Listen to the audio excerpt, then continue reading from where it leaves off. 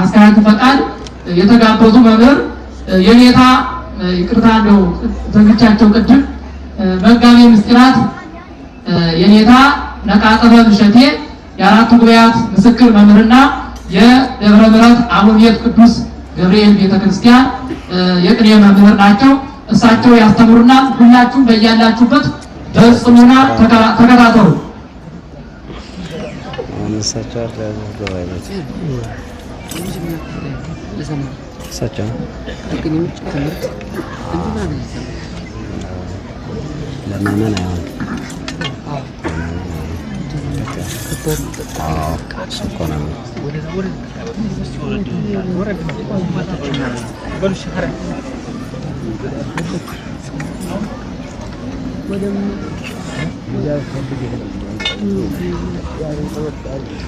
በስመ አብ ወወልድ ወመንፈስ ቅዱስ አሐዱ አምላክ አሜን።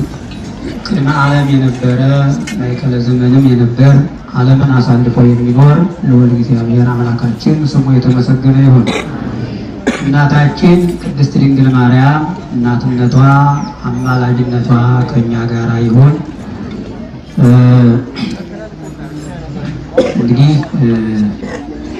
እግዚአብሔር አብ በእግዚአብሔር ወልድ በልጁ ደም የጠራቸው ክርስቶሳውያን ቤተሰቦች በመጀመሪያ ሊቀ ኅሩያን ክቡር ሊቀ ስልጣናት አባ ዮሴፍ ደስታ የሀገረ ስብከታችን የማዕከላዊ ጎንደር ማለት ነው የዚህ ሀገረ ስብከት ዋና ስራ አስኪያጅ፣ ሊቀ አእላፍ አባ ኃይለ ማርያም የምዕራብ ጎንደር ዋና ስራ አስኪያጅ፣ መምህር ንጋቱ የሀገረ ስብከቱ ዋና ጸሐፊ፣ ቀሲስ አማኑኤል ሊቀ ኅሩያን አማኑኤል አዳም የወረዳ ቤተ ክህነቱ ሊቀ ካህናት፣ አባ ወልደ ሥላሴ የዚህ ታላቅ ቤተክርስቲያን አስተዳዳሪ፣ አራት አይና ቆሞስ አባ ገብረ ማርያም የልደታ የመካነ ስብሐት ልደታ የአራቱ ጉባኤያት መምህር፣ መልአከ ስብሐት ቀሲስ ሞገስ የመካነ ስብሐት ቃ አስተዳዳሪ፣ መልአከ ምህረት ምስጋና ለአብ የአብየ እግዚእ ኪዳነ ምህረት የደብረ መድኃኒት አብየ እግዚእ ኪዳነ ምህረት አስተዳዳሪ፣ መልአከ ሰላም አባ ገብረ ማርያም የሎዛ ማርያም አስተዳዳሪ፣ በአጠቃላይ በዚህ አውደ ምህረት ያላቸው ሀገረ ስብከቱ የወረዳ ቤተ ክህነቱ የየአድባራቱ አስተዳዳሪዎች፣ ሊቃውንተ ቤተ ክርስቲያን ሁላችሁም ይህን በዓል ለማክበር የመጣችሁ ከሩቅም ከቅርብ የመጣችሁ ምዕመናንና ምዕመናት ሕፃናትም ጭምር በልዑል እግዚአብሔር ስም እንደምን አደራችሁ? እንደምን አደራችሁ? እንኳን ደህና መጣችሁ። እንግዲህ እግዚአብሔር እንደፈቀደና እንደወደደ እንግዲህ የሚያስተምር እግዚአብሔር ነው። እንግዲህ ሰው ምክንያት ነው። እግዚአብሔር በሰዎች አድሮ ያስተላልፋል። እንግዲህ እንደ እግዚአብሔር ፈቃድ ብዙ ሊቃውንት አሉ። ያው እንግዲህ ስለታዘዝኩ ነው ዋናው እንጂ እንግዲህ የምንማማርበት የትምህርታችን ርዕስ የሚሆነው ወከዊኖ ዕለተ ልደቱ ለሄሮድስ መጽአት ወለተ ሄሮድያዳ ይላል። እንግዲህ ኃይለ ቃሉን የምናገኘው በማቴዎስ ወንጌል ምዕራፍ 14 ቁጥር 6 ላይ ነው እና ምን ይላል ኃይለ ቃሉ?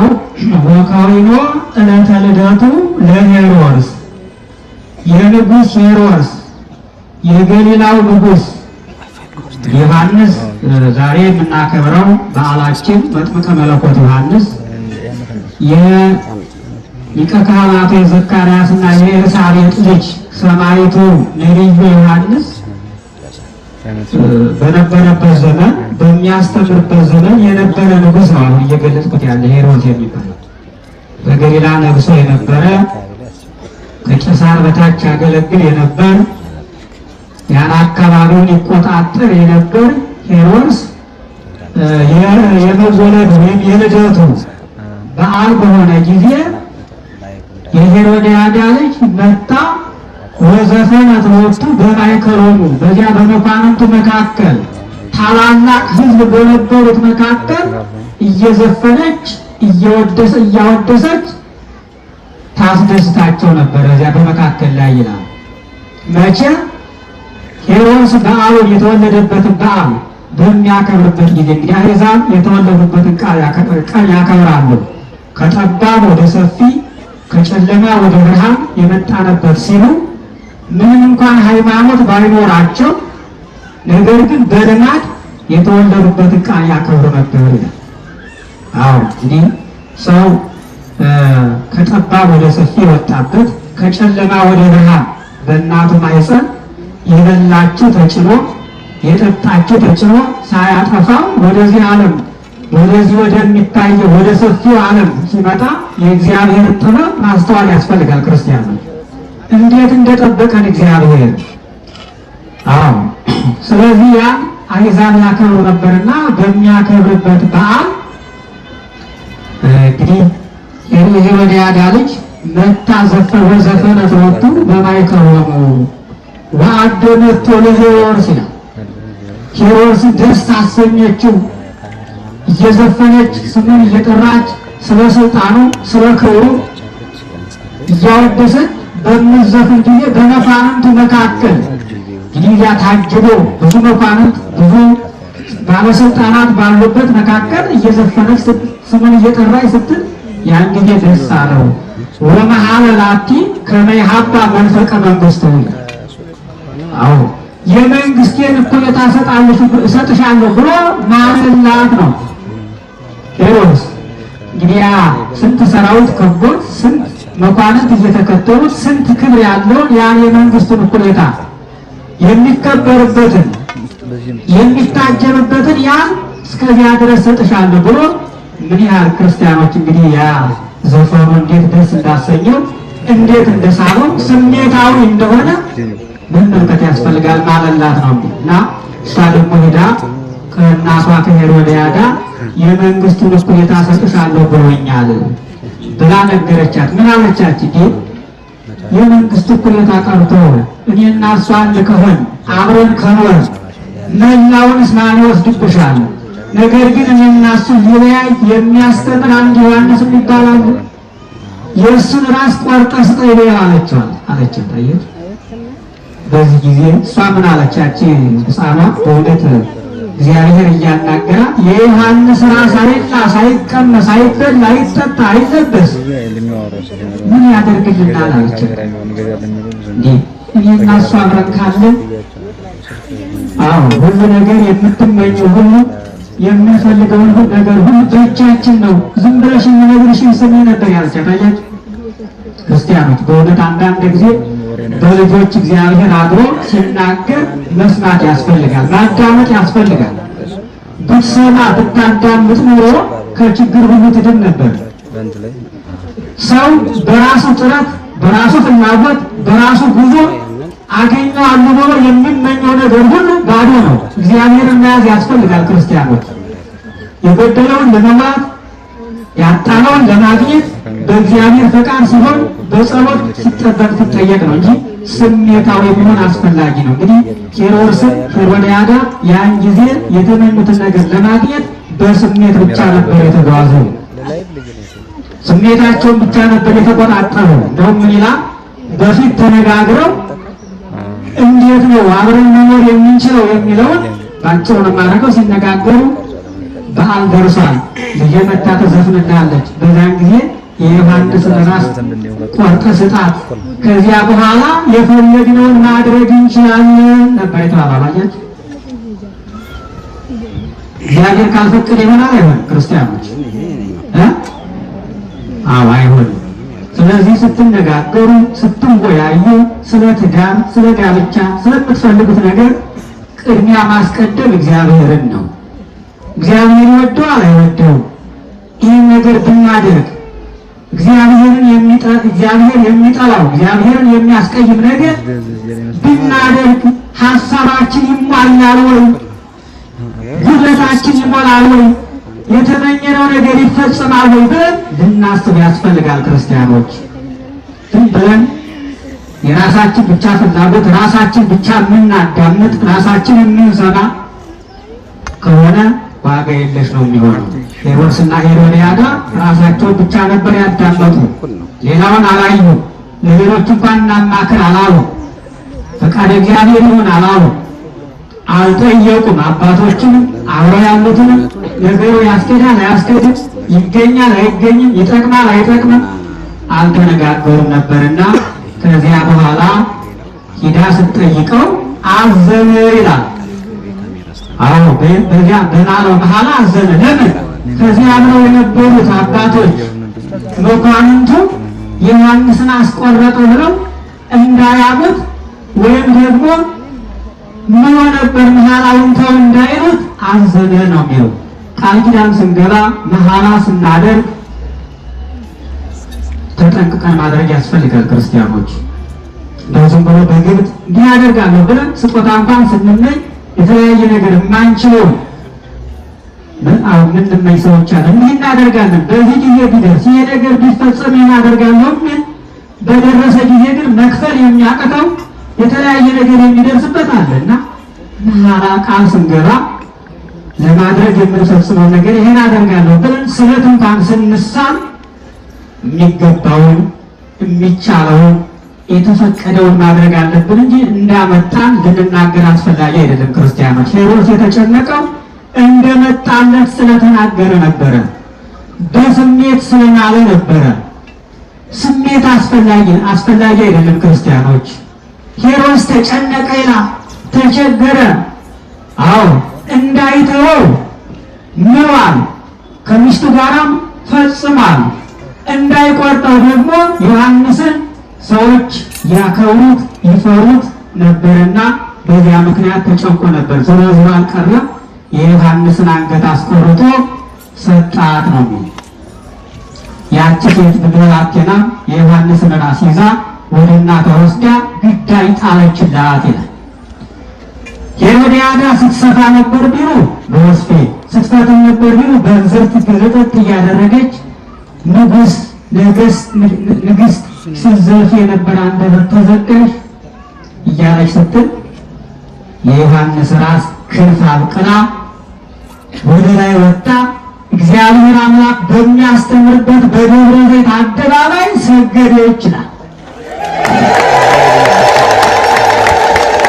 የዮሐንስ ራስ ነሽ፣ ባለሽበት ጸንተሽ አስተምሪ ያለ እግዚአብሔር። አያችሁ፣ ይህ ነገር የተደረገው በአንዳንድ በኩል ስናይ ዮሐንስ እያስተማረ አመፀኛውን እየመለሰ ወደ ብዙኃን እንደ ደቂቀ እስራኤል ሜጦሙ ሀበ እግዚአብሔር አምላኮሙ ይላል በሉቃስ ወንጌል ምዕራፍ 1 ላይ ብዙዎችን ከእስራኤል ወገኖች ከእስራኤል ልጆች ወደ ፈጣሪያቸው ወደ እግዚአብሔር የመለሰ እግዚአብሔርን ሰዎችን ከእግዚአብሔር ጋር ያስተዋወቀ ከነበሩበት ከኃጢአት መንገድ ያወጣ የእግዚአብሔር መንገድ ጠራጊ ነው ዮሐንስ። አፍኖት እግዚአብሔር የእግዚአብሔር መንገድ ጥረጉ ከተባለው ጠራጊ መንገድ አደላዳይ ከእግዚአብሔር ቀድሞ ወንጌልን የሰበከ አባቱ ዘካርያስ እናቱ ኤልሳቤጥ የሚባሉ ፍጹማን ጻድቃን ወክልኤሆሙ ጻድቃን እሙንቱ በቅድመ እግዚአብሔር ይላቸዋል። የዮሐንስን እናትና አባት ምን አላቸው? ወክልኤሆሙ ጻድቃን እሙንቱ በቅድመ እግዚአብሔር። ሁለቱም ኤልሳቤጥና ዘካርያስ በእግዚአብሔር ፊት እውነተኞች ነበሩ።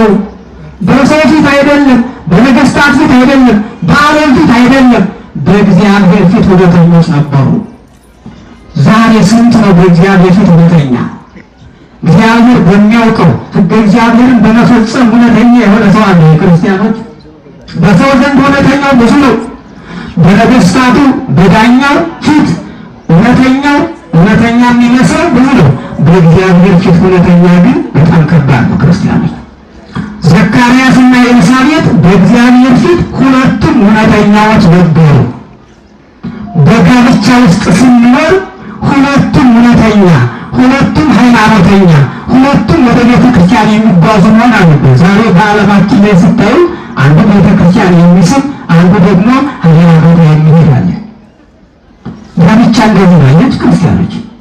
እነዚህ ግን የዘካርያስና የኤልሳቤጥ ሁለቱም ወደ እግዚአብሔር ቤት የሚገሰግሱ በፈቃድ እግዚአብሔር የሚመሩ ነበሩ። ነገር ግን አንድ ችግር ነበራቸው ይላል። ምን? ልጅ አልነበራቸውም። እነሱ ሀብታቸውን የሚወርስ ስማቸውን የሚያስጠራ ልጅ አልነበራቸውም። በዚህ መንገድ ሲቸገሩ ወደ እግዚአብሔር ነበር የሚጸልዩ፣ ወደ እግዚአብሔር ነበር የሚለምኑ። ወደ እግዚአብሔር ነበረ ጸሎታቸውን፣ ልመናቸውን፣ ጉድለታቸውን ወደሚያስተካክለው ወደ እግዚአብሔር ይለምኑ ነበር። ማንና ማን? ኤልሳቤጥና ዘካርያስ፣ ሁለቱም እውነተኛዎች፣ ሁለቱም በትዳር የተማመኑ፣ እሷ ለእሱ እሱ ለእሷ በሕግ በሥርዓት ጠብቀው የሚኖሩ ሁለቱም እውነተኛዎች ሰዎች ወደ እግዚአብሔር እየጸለዩ ወደ እግዚአብሔር እያመለከቱ ይኖሩ ነበር ይላል። ከዕለታት አንድ ቀን የታዘዘ መልአክ መጥቶ ዘካርያስ ጸሎትህ ተሰማ፣ ልመና ተሰምቷል፣ ጾምህ ተሰምቷል፣ ችግራችሁ ተሰምቷል።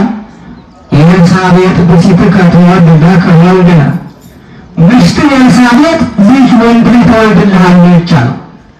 አያችሁ፣ ኤልሳቤጥ አርጅታ ነበር። የሚገርማችሁ ባልቴት ነበረች። የመውለዷ ጊዜ አልፎ ነበር። ነገር ግን የጸሎትን ጥቅም፣ የእውነተኝነትን ጥቅም፣ በእውነት የምናቀርበው ጸሎት፣ በእውነት የምንጸልየው ጸሎት፣ በእውነት የምናቀርበው መባ ምን ያህል ኃይል እንዳለው ተመልከቱ። ጸሎቱ ለጻድቅ ትረድ ፍክር ወታሰልጥ ይላል ያዕቆብ። የእውነተኛ ሰው ጸሎት ግዳጅ ትፈጽማለች፣ ትረዳለች፣ ታግዛለች። የማን ጸሎት አላችሁ የላችሁ?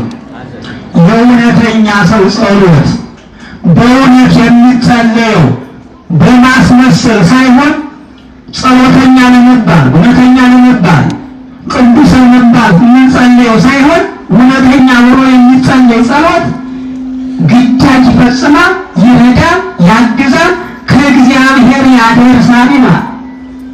ኤልያስ እውነተኛ ነበረ፣ ግን ወደ እግዚአብሔር ጸለየ። እግዚአብሔርም ጸሎቱን ሰማው። ሚላል ሐዋርያው ያዕቆብ ኤልያስ እንደኛ ሰው ነበር ይላል። እንደምንሞትም ይሞታል፣ እንደምንታመምም ይታመማል። ነገር ግን ወደ እግዚአብሔር ጸለየ። እግዚአብሔር ጸሎቱን ሰማው። በመጀመሪያ መዘጋት የማይቻለው ሰማይ ተዘግቶ ዝናብ እንዳያበቅል መሬትን የዘሩባትን እንዳታበቅል አደረገ ይላል።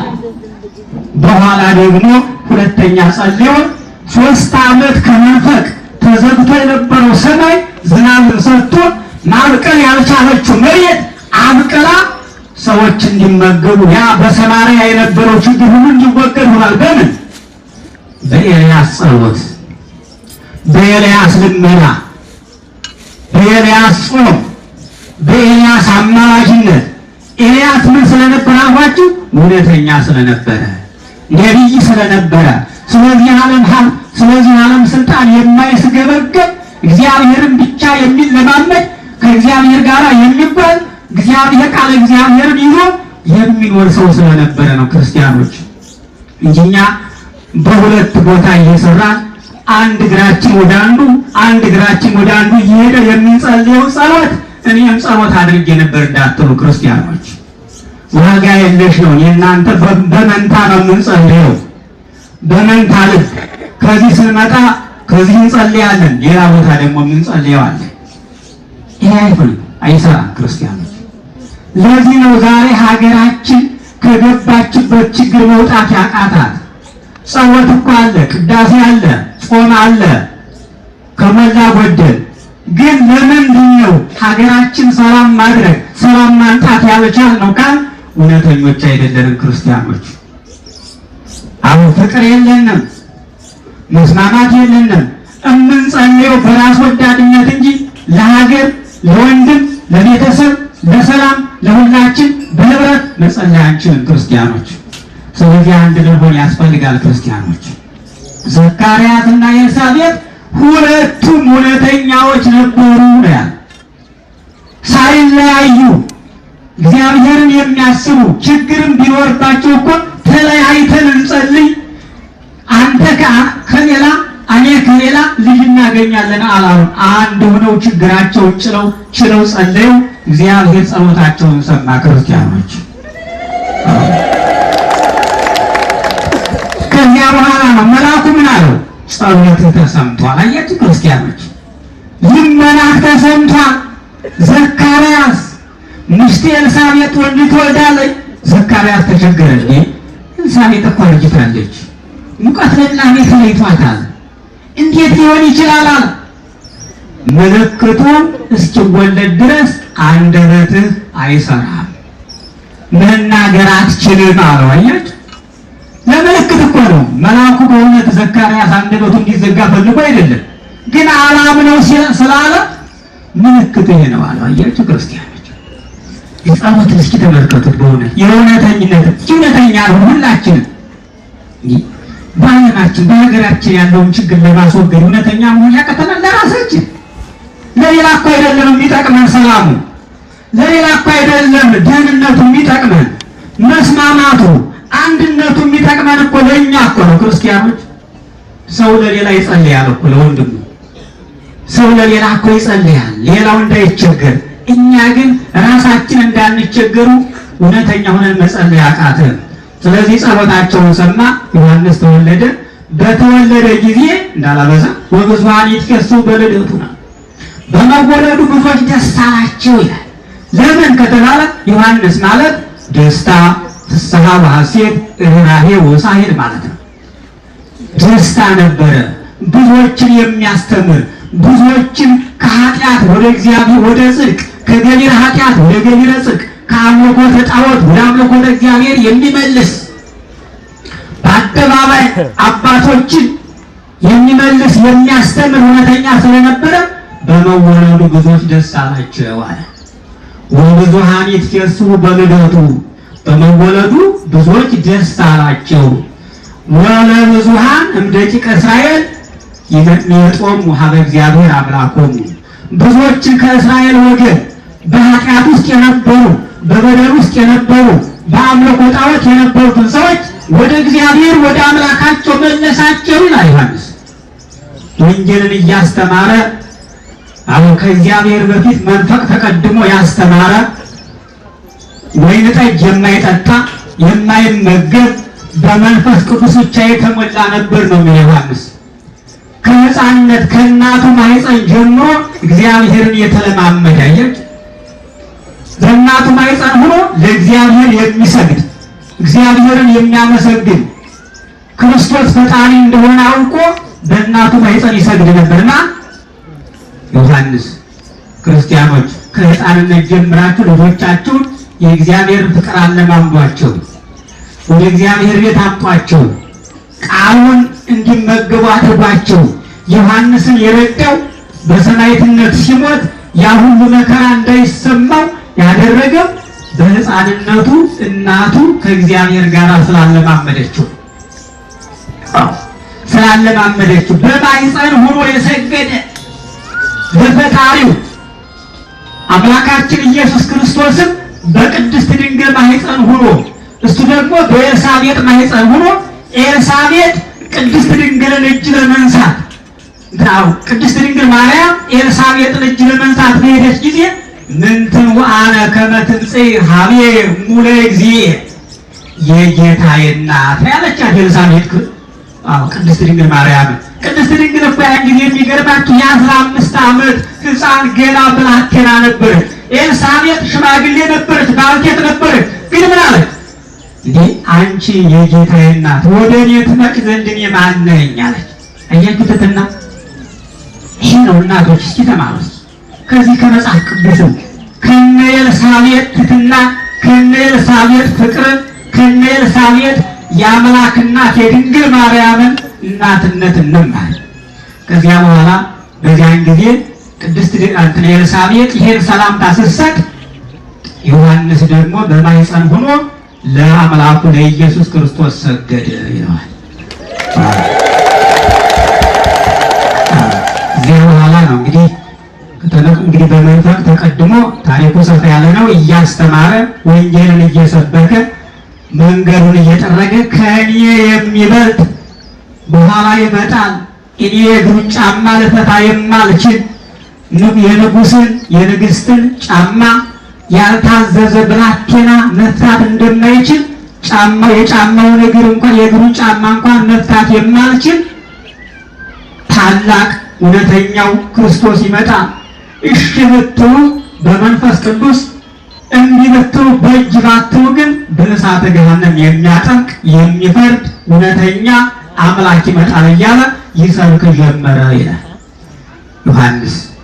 እነዚህ እያደረገ ሲያስተምር ነው። ከዚያ በኋላ እንግዲህ ሄሮድስ ይሄ ትምህርት ስለማይፈለግ መቼም ወንጌል አያስፈልግም። ክርስቲያኖች በዓለም ላይ ወንጌል የተጠላ ነው። በዓለም ላይ እውነት መናገር የተጠላ ነው። በዓለም ላይ ዛሬ ክርስቲያኖች የሚታረዱ፣ ክርስቲያኖች የሚታሰሩ፣ ብዙ ችግር የሚደርስባቸው ብዙዎቹ ወንጌል ሰርተው ሳይሆኑ እውነተኛዎች ስለሆኑ በእውነተኛው በክርስቶስ ስም ስለተጠሩ ነው። ክርስቲያኖች እውነተኛ መሆን አንዳንድ ጊዜ ስንጠላም ችግር ሲደርስብን በእውነት ያለ ሰው የሚጠላ መሆኑ ጊዜያዊ ነው ነገሩ ያን። ስለዚህ ይሄን ማሰብ ያስፈልጋል ክርስቲያኖች።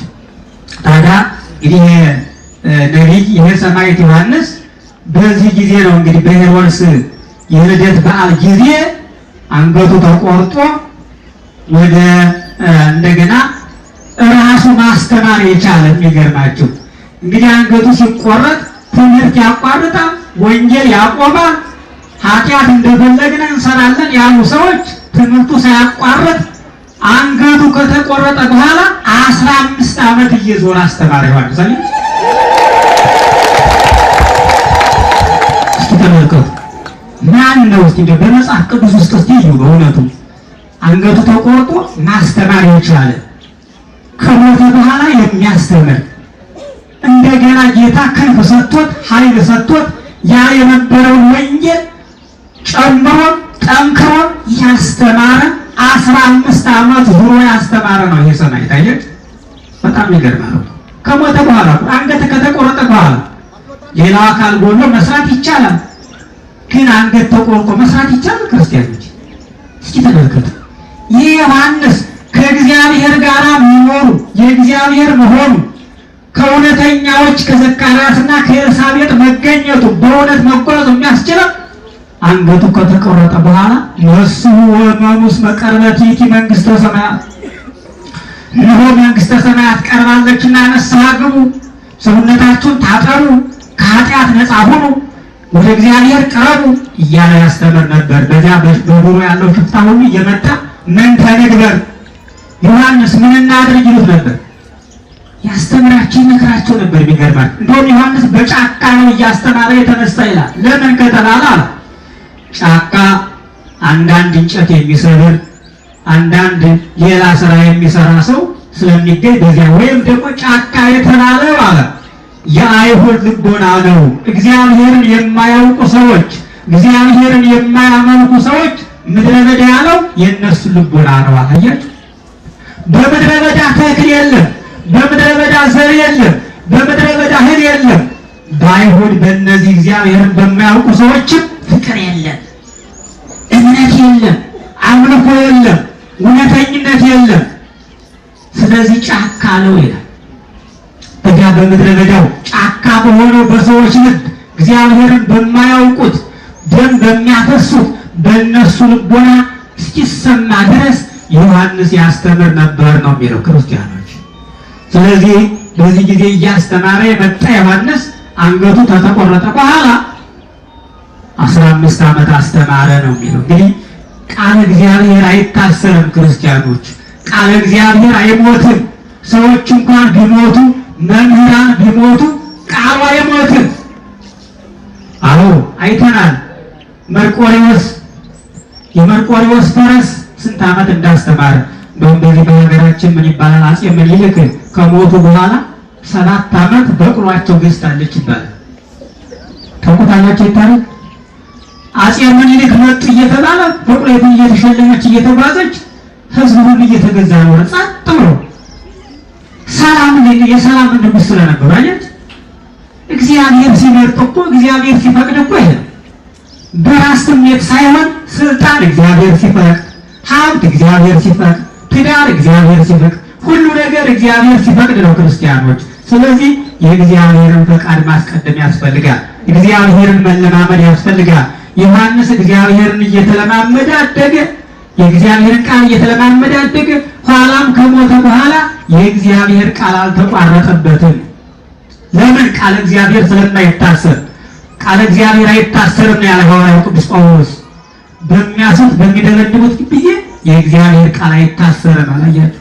ዛሬ የእግዚአብሔርን ቃል ለማሰር የእግዚአብሔርን ቃል ለማቋረጥ የሚጓዙ ሌት ተቀን የሚሰሩ ሰዎች አሉ፣ ግን አይቋረጥም።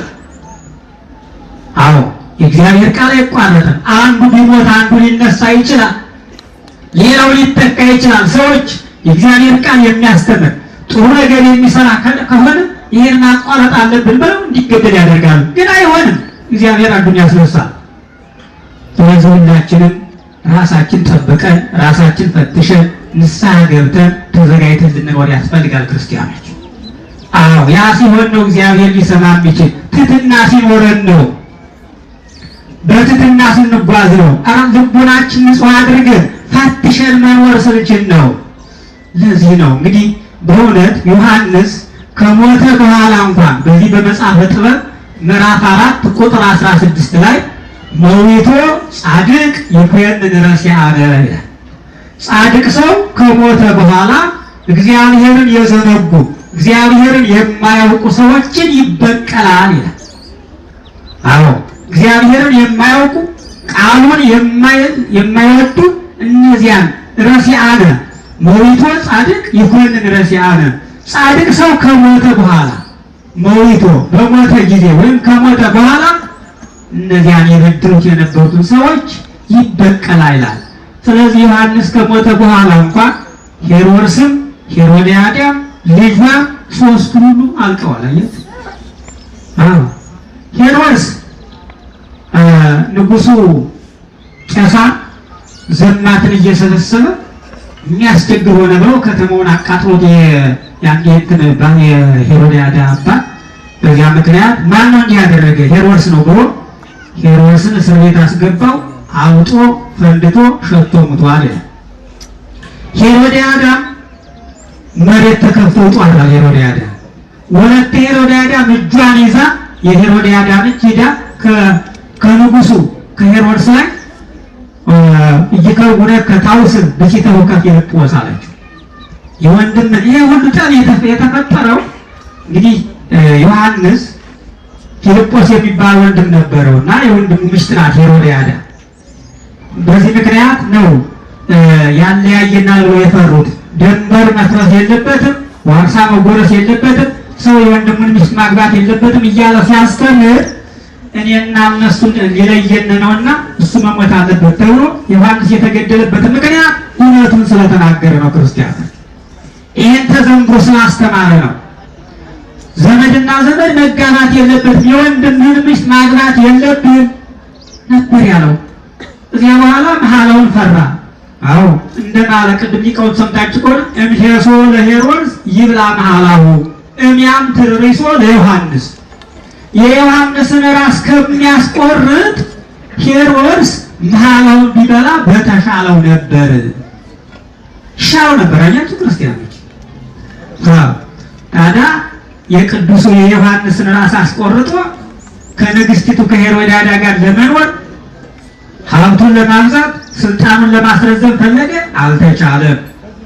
ስለዚህ መሐላ ስንምል ጠንቅቀን አይተን የሚገባውን የምናገኘውን የሚመቸውን መሆን አለበት። ዮፍታሔ የሚባለው ንጉሥ ጦርነት እየደረሰ በሚመጣ ጊዜ አንድ በግ እየወጣ ይቀበለው ነበር ይላል። አንድ በግ።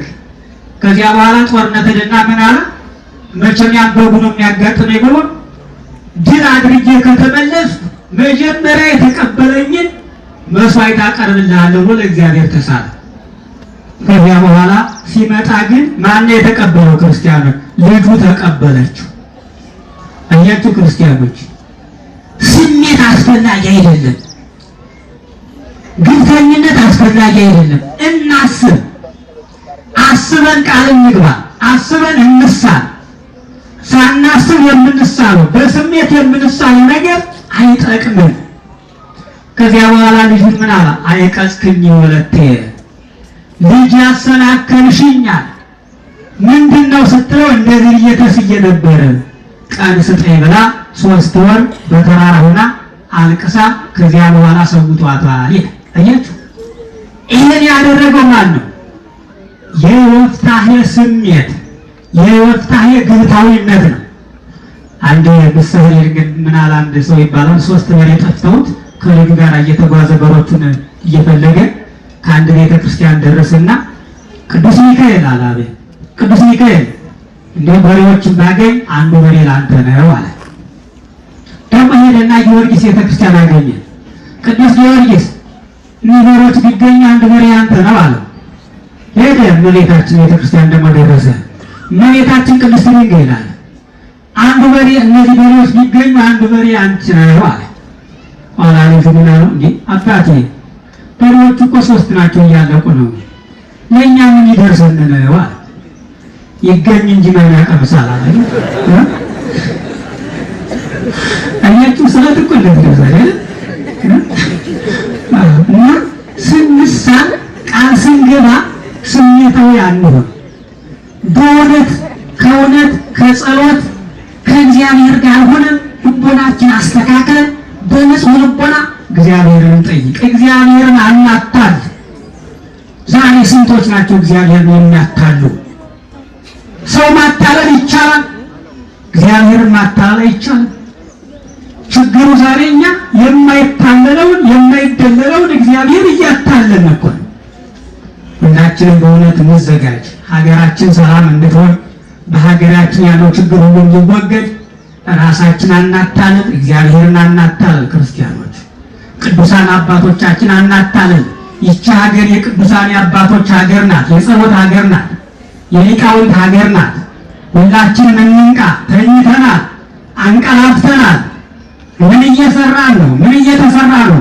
ለዓለም ምክንያት የምትሆን ለዓለም ቀስቃሽ የምትሆን ዓለምን መምራት የሚችል ሀገር ይችላል ሀገር ናት ክርስቲያን። ለምን? የሊቃውንት ሀገር፣ የነገስታት ሀገር ስለሆነ። ስለዚህ ዮሐንስ እንግዲህ ዛሬ ሰማዕትነት የተቀበለበት ሄሮድስ ሄሮድያዳ እነሱ የተፈረደባቸው ሰማዕትነት የተቀበለው ከሞተ በኋላ እንኳን ማስተማር ያላቋረጠ እውነተኛ ዛሬኛ እያለን እንኳን የሰነፍ የደከምን ያንቀላፋን የጉባኤ ቤቱን ትውፊት የረሳን ቤተ ክርስቲያኗን የዘነጋን ማንነታችን ኢትዮጵያነታችን የዘነጋን ብዙ ሰዎች አሉ። ዮሐንስ ግን ሞቶ እንኳን ያልዘነጋ፣ አዎ ከሞተ በኋላ እንኳን ማረፍ ያልቻለ ማስተማሩን የቀጠለ ከእግዚአብሔር ጋር ሰውን የሚያገናኝ አባቶቻችን እኮ ሙተውም ያስተምራሉ። ታሪካቸው ያስተምራል፣ ማንነታቸው ያስተምራል፣ መቃብራቸው ይፈውሳል፣ ጭራቸው ያድናል። ስንቱ ነው በጸበል በአቡነ ሐራ እምነት ሄዳ ነው የተፈወሰ የሞተው የተነሳ። እኛ ግን ቁመን እንኳን ማስተማር ያልቻልና አብነት ያልሆን ሰዎች ነን በእውነቱ። እስኪ እንይስ ታዲያ እንኳን ዛሬ እያየነ ቅዱሳን ምን ናቸው? እኛም እኮ ሰው ነን፣ እነሱ ሰው ናቸው። ይሄ ወሬ በጣም እኮ ይገርማል እኮ እየተንደላቀቁ የቅዱሳን ሕይወት የነ ቅድስት ድንግል ማርያም ሰው ናቸው፣ ሰው ናት፣ እኛም መስራት እንችላለን ይባላል። እግዚአብሔር ሲመርጥ ነው ወዳጅ፣ ያለ እግዚአብሔር አይሆንም። በፈቃድ እግዚአብሔር መመራት ያስፈልጋል። ስሜት አስፈላጊ አይደለም። እንግዲህ እንዳላበዛ በእውነት ሁላችንም እግዚአብሔር አምላክ ልቦናችን አስተካክሎ ንስሐ ገብተን ራሳችን ተዘጋጅተን ከምንሰራው ካለንበትም ጊዜ ከዚህ ዘመን ከከፋው ደግሞ ወጥተን ራሳችን አዘጋጅተን እንድንኖር የእግዚአብሔር አምላክ ፈቃድ ይሁንልን። እግዚአብሔር አምላክ ጸሎታችን ልመናችን ሰምቶ እነዚህ ቅዱሳን አማላጅ ሁሉ አማላጅነታቸውን ሰምቶ እግዚአብሔር ሀገራችን ሰላም ያደርግልን። ወከወይኖ ዕለተ ልደቱ ለሄሮድስ መጻት ሁለተ ሄሮድያዳ ወዘፈናት ሎቱ በማይከሮሙ ይላል። ወስብሐት ለእግዚአብሔር።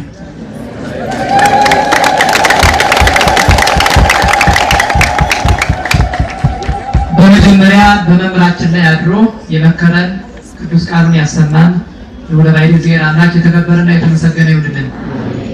ለመምህራችን ለኔታ መጋቢ ምስጢር ነቃጥና እሸቴ ቃለ ሕይወት ቃለ በረከት ያሰማል ብላችሁ እግዚአብሔርን አመስግኑላቸው። በዮሐንስ ተነስተው እኛን የእኛን ሕይወት የሚያድስ እኛን ወደ ንስሐ ወደ እግዚአብሔር የሚያቀርብ ምክር ትምህርት ነው የሰጡና ለረጅም ዘመናት በማዕከላዊ ጎንደር በደብረ ምሕረት አቡነ ቅዱስ ገብርኤል ብዙ ሊቃውንትን ያፈሩ በቅኔ መምህርነት ማለት ነው። ደግሞ አራቱን ባይተምሩ እየዞሩ ደግሞ እያድባራቱ እንዲያርገው ያስተምራሉና እንዲህ አይነት አባቶችን ያጥፋብን ያኖርልን ብላችሁ እግዚአብሔርን አመስግኑ በድጋሚ። ከዚህ በመቀጠል ቅድም ወደ ተባለው መርሃ ግብር ነው የምንሄደው። ምንድነው እሱ አሁን